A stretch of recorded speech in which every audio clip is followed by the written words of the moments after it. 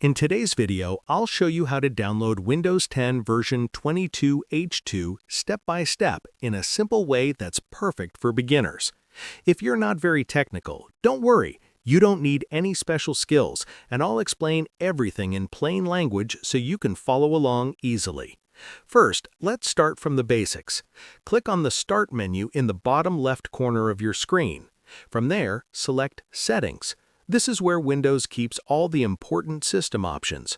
Once you're in Settings, look for Update and Security and click on it.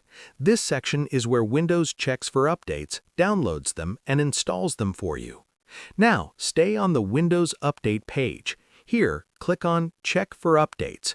Windows will now search for available updates for your device. If Windows 10 version 22H2 is available for your system, you'll see it listed. When it appears, simply click Downloaded. At this point, Windows will handle most of the work automatically. The download may take some time depending on your internet speed. After that, Windows will prepare the update.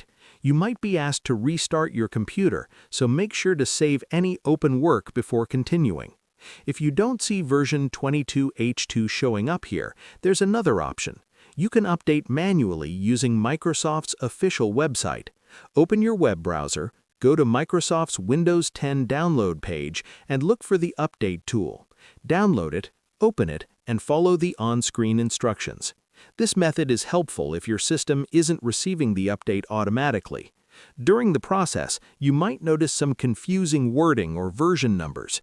If you see something that looks slightly off, just remember you're aiming for version 22H2, and that's the correct update.